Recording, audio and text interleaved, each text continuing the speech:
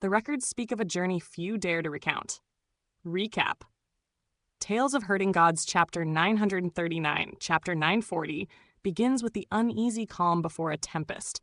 Qin Mu stands at the helm of 300 gods and devils, the great void stretching before him like an uncharted wound in the heavens. The air is thick with whispered dread. Divine Knife. Luo Wushuang moves in tandem, his hatred a blade poised over Qin Mu's fate. Carefree Village, the hidden seat of rebellion, draws the gaze of celestial powers, and secrets of the founding emperor stir uneasily in the past. Chuxiu's tale of horrors. Soldiers consumed by their own fears, visions made flesh, even the celestial emperor himself reappearing, lingers like a shadow over the voyage.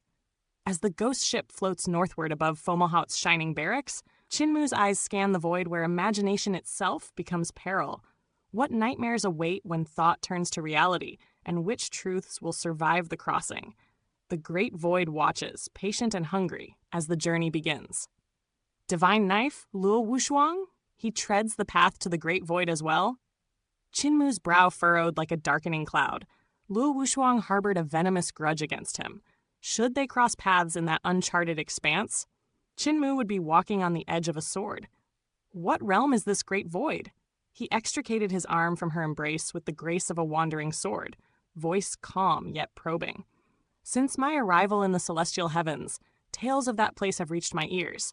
It shrouds itself in mystery. Why must we venture there? Is it not for Carefree Village? Chuxiu's voice flowed like a quiet stream over rocks. Celestial Venerable Qin established that haven, placing the founding emperor celestial heavens there. Though the founding emperor era was reduced to dust, the root of the founding emperor celestial heavens still stands. The celestial heavens' efforts to quell the primordial realm's insurrection have yet to touch Fengdu, for Carefree Village remains hidden. A stir of thought crossed Qin Mu's chest. Founding Emperor, she continued, was Celestial Venerable Qin. Even in betrayal, he remains one of the 5 elders who carved the heavens. While his breath lingers, unease grips many, for he bows to no one. Those dispatched to suppress the primordial realm's rebellion learned he commanded from Carefree Village, instructing Fengdu to lie low and await the opportune moment. Fengdu is but a pawn. The true quarry of the celestial heavens is Carefree Village. Chuxiu studied Qin Mu with the precision of a jade blade examining its reflection, finding nothing in his demeanor. Celestial Venerable Mu appears unshaken. Your forebear, Celestial Venerable Qinya, are you unmoved by curiosity? I wandered the celestial heavens in the Dragon Han era's first year by his side. He was hesitant and sly, rebellious even. He poisoned Celestial Venerable Hao, dared slay at the Jade Pool in defiance of Mistress Yuanmu. I knew then that treachery marked him, and I despised his methods. My body shares his blood, yet my spirit is untethered to the founding emperor's line. Righteous fury flared in Qin Mu's eyes. He is a traitor, yet I stand as the celestial heavens' Celestial Venerable Mu. Severing all ties is natural. Should I encounter him in the great void, I shall spurn him without mercy. Empress, have Celestial Venerables Huo and Shu apprehended this wretch? Chuxiu's gaze lingered on his shifting expressions, discovering no falsehood. His desire to cut bonds with the founding emperor shone as brightly as a sword's edge. She shook her head with a knowing sigh. Rumors claim Carefree Village lies within the great void. Thus, the celestial heavens dispatched explorations to unearth it. When Celestial Venerables Huo and Shu reached the void, they diverged and encountered innumerable anomalies. The great void brims with strangeness. Only small bands may tread its expanse, for numbers invite doom. Your party shall number 300. Qin Mu's heart stirred, his voice low yet sharp as a blade's edge. Have you ventured there, Empress? A shadow passed over Chuxiu's face, a silent echo of memories. She diverted the conversation. The Celestial Emperor's decree approaches. Await it, and steel yourself for the great void's trials. A flicker of amusement danced in Qin Mu's eyes. And yet, do you not wish to go, Empress? Her laugh was like wind over bamboo. Why would I court such peril? The place is rife with terror. I shun it. He tilted his head, curiosity sharpening. Then why did you summon me in such haste? Surely your intent surpasses mere words. Her expression softened, a sigh slipping past her lips. I long to enter, yet dare not reveal my true form. Before he could pry further, the dragon Qilin's reminder rumbled. Cult Master, mealtime beckons. Qin Mu stepped forward, forging spirit pills with nimble hands. The Qilin eyed his bowl and then the pills, laughter erupting like thunder across a canyon. Cult Master, Qi Juyi told a tale most amusing. Shall I recite it? Qin Mu inclined his head. Pray, what tale? The Qilin's eyes sparkled. A lustful rogue died. The end. Ha ha ha! Qin Mu's gaze hardened. The Qilin fell silent, resuming consumption with reverent focus. I too hold a story, Qin Mu intoned evenly. One spirit pill within the bowl bears poison. The end. Cold sweat broke upon the Qilin's brow, eyes fixed upon the bowl as though witnessing impending doom. Soon, a god official arrived, scroll in hand, commanding Qin Mu to lead 300 gods and devils into the great void to rendezvous with celestial venerables, Huo and Shu. Behind the official strode Luo Wushuang, flanked by a spirit elite guard disciple with a severed arm. The remaining beings varied in cultivation, disciples of various venerables. The god official, known for cleansing the Jade Sea, intoned, Celestial Venerable Mu, the vessel awaits, prepare swiftly. Qin Mu's gaze swept the waters, noting a lone boat. Are provisions ready? The topography of the Great Void? The official shook his head. None are needed, nor does a map exist. All shall unveil once you enter. Luo Wushuang and his companions had already boarded. Qin Mu's frown deepened. This venture brims with peril. Stay behind. Yanner, Fatty Dragon shall accompany you to South Deity Zhuque's sanctuary for protection. Yanner hesitated, voice tremulous. Master, of these 300, many seek your death. I could shield you. No need, Qin Mu said, a confident smile upon his lips. Should Carefree Village reside in the void? My brother dwells there. With him, none dare raise hand against me. Yanner retrieved a lantern, bowing slightly.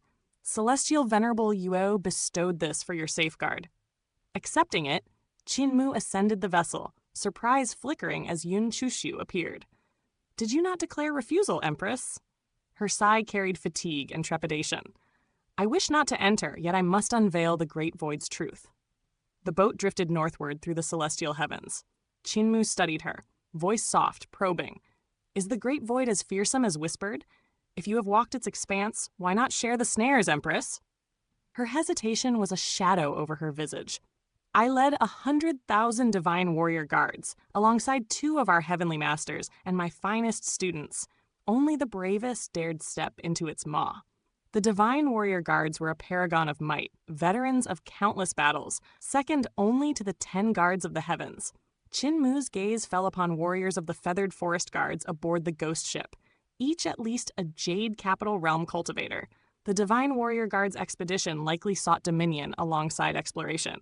The Great Void is a celestial ruin, a halo zone, she whispered against his shoulder. All manner of strange and imagined things manifest. Only imagination shapes reality there. She spoke of calamities, of fears made flesh, of soldiers crushed by their own minds, of the 2 heavenly masters who fell despite their wisdom and might. Qin Mu's chest tightened with understanding and dread. What terror marred you so gravely, Empress? Celestial Emperor himself, she breathed, voice hoarse, horror etched into her features. I struck him down, yet his presence haunted me. In the great void, he rose anew. Fear. Her shivers spoke volumes, yet Qin Mu pressed on. If Heavenly Master Yue discerned the void's secret, surely restraint was possible. Why did only you endure? A delicate smile graced her lips, radiant as moonlight upon jade. You see, Celestial Venerable Mu, to survive, one must act without trust. The others panicked. I ended them. Only thus did I leave the void alive. Her laugh, light and echoing, affirmed the truth of her words. We are of the same ilk. You perceived my method instantly. Perhaps we are destined companions. Qin Mu's response was steel in calm waters. Empress, we are not kindred spirits. I would never slay my companions. Your darkness revealed itself, and I merely discerned it. Chuxiu's smile turned cold. Celestial Venerable Mu, you are naive. They were never companions, merely tools of survival. Should you face such a fate, would you not act as I did? Frowning, Qin Mu remained silent as the vessel exited the northern heavenly gate. Below lay Fomalhaut, celestial barracks of light stretching for 1,000,000 miles, gods and devils in eternal orbit, supplies flowing like rivers of divine energy. The secret of the Great Void prompted new techniques to restrain thought, Chuxiu said softly. The most famed is Buddhism's neither thought nor no thought, crafted by Brahma to suspend mind, preventing the void from manifesting fear. Qin Mu shook his head in understanding. A halo appeared in the night sky. Luo Wushuang approached, solemn as mountain peaks.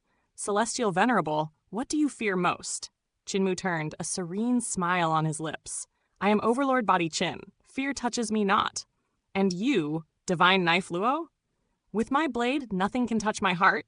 Luo Wushuang replied, calm as the still waters of a hidden lake. Chuxiu's eyes gleamed with curiosity as she asked, Divine Knife Luo, have you ever walked the path of neither thought nor no thought? Luo Wushuang's head shook lightly, his gaze firm. As long as my blade and Tao remain loyal, fear has no place in my heart. Why then should I tremble before the great void? Chuxiu's lips curved with admiration. Divine Knife Luo, your Tao heart is steady and unwavering, worthy of the title #1 Divine Knife of the Celestial Heavens. Turning to Qin Mu, she said, her voice cold and sharp, Divine Knife Luo is dead, just like you. Qin Mu smiled, a calm yet daring light in his eyes. Since youth, I have carried courage in my bones, never knowing fear. Chuxiu laughed, a chill undercurrent in her tone. You youths are fearless, but you have yet to comprehend the terror that the great void wields. Luo Wushuang's gaze met hers, piercing and unflinching, before he looked downward and taunted, Little maiden, you cannot fathom the sincerity of my Tao heart, so pure it harbors no fear. Anger sparked within Chuxiu. Qin Mu, in his audacity, had once called her Little Maiden, a title he dared because he was a celestial venerable. Now, this Luo Wushuang dared the same, mocking her as though she were less than the celestial empress and venerable she was. She breathed in serenity, letting the calm of her station suppress the rising storm. Qin Mu's gaze flickered toward Luo Wushuang, sharp as a blade. Luo Wushuang, sensing the heat, snorted and replied plainly, I spare you for now. At the great void, your life will be mine. If you fear, beseech the little maiden to teach you, neither thought nor no thought. Qin Mu's lips curved in amusement as he turned to observe the other youths aboard the vessel. Each of them bore extraordinary origins, disciples of celestial venerables, warriors shaped upon the emperor's throne, skilled in vigorous cultivation. He measured them, noting both their brilliance and the latent danger they carried. Even after Eternal Peace's reforms, the celestial heavens held countless prodigies, each a star in a vast sky. Then his eyes lit upon a lady aboard the ship. Her bearing and visage stirred a memory, resembling a younger sister of Celestial Empress. He inquired of Chuxiu, voice unassuming, Do you have a younger sister? Chuxiu's brow lifted in a mixture of surprise and curiosity. Following his gaze, she found the lady, a beautiful youth echoing Mistress Yuanmu's features. A smile, unguarded and pure, spread across Chuxiu's face as she approached. The girl's shock melted into delight, their laughter mingling in a quiet harmony that spoke of past bonds and recognition. Qin Mu watched, intrigued. The girl's resemblance to Mistress Yuanmu stirred questions in his mind. Mistress Yuanmu had fallen at the hands of the Celestial Empress, her body appropriated, her spirit pursued and nearly extinguished. Yet she had survived, reborn among the 10 celestial venerables in secret. Could this girl truly be the reincarnation of Mistress Yuanmu, a living echo of the past? Chuxiu introduced the girl with grace. Celestial Venerable, this is Lian Huahun, disciple of Celestial Venerable Hao. She is gifted. Lian Huahun bowed, and Qin Mu replied with warmth. Rise, good sister. Every flower blooms and fades. Who will weep for it? Your name is elegant, your presence beautiful. Chuxiu's cold humph contrasted the praise. Though Lian Huahun's beauty shone, it could not rival the perfection of forms crafted like Juwuchen. Even so, Qin Mu's appreciation was reserved for Lian Huahun, revealing a taste both peculiar and discerning. Lian Huahun's eyes shimmered. Celestial Venerable, your eloquence matches your cultivation and insight. Chuxiu's smile was a quiet challenge. My name, too, carries legacy. Are you aware of its origins, Celestial Venerable Mu? Qin Mu probed. The water under the moon remains clear. The clouds emerging from mountains remain light? No, Chuxiu answered, shaking her head. Lian Huahun inclined gracefully. Clouds carry no purpose when leaving the mountains. In the mortal realm, one's name reveals their essence. Sister Yun's name signifies a heart unbound, a self that shapes the world. Chuxiu laughed and clapped lightly. It is Sister Lian who understands. One cannot pity a weak stem, for it bends not from the cold, but from circumstance. Your insight honors the flower's struggle, not mere sympathy. She glanced toward Qin Mu, her expression poised and knowing. The bond between the two young women radiated, their camaraderie almost tangible. Qin Mu's mind stirred with anticipation of a clash, knowing the harmony would one day turn to fiery conflict. The boat drew near the radiance of the great void, the edge of emptiness shimmering like liquid starlight. The god official at the helm called out, "Be vigilant! Maintain neither thought nor no thought at all times." The practitioners centered themselves, minds attuned to the void. Qin Mu, unversed in the art, steadied his heart, purifying thought into singular clarity. As the boat entered the halo, gentle light enveloped 300 souls, each wave of luminescence forming thought itself, a pure, blank consciousness, devoid of intent or belief. Qin Mu's brow furrowed. How does one cultivate this? Despite his understanding of prehistoric masters and their visualization arts, this was a new path. The great void gathered simple, unformed thoughts into light, beyond even the comprehension of creation's ancient masters.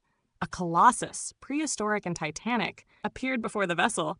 Its palms swept down, seizing the boat, flinging it toward its gaping maw. Panic erupted among the passengers, unfamiliar with such raw creation power.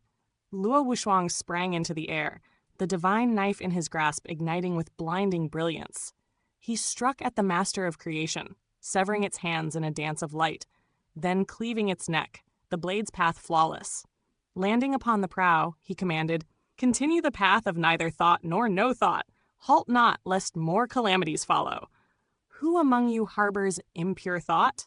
Clattering erupted behind him. Shock painted his features as he turned to see, within the radiance, a box sprouting legs, racing toward them. Upon it stood a youth, eyes burning like twin stars. Luo Wushuang trembled, drawing the blade of his heart's deepest fear, the devil within. With a shout, he met the youth's strike.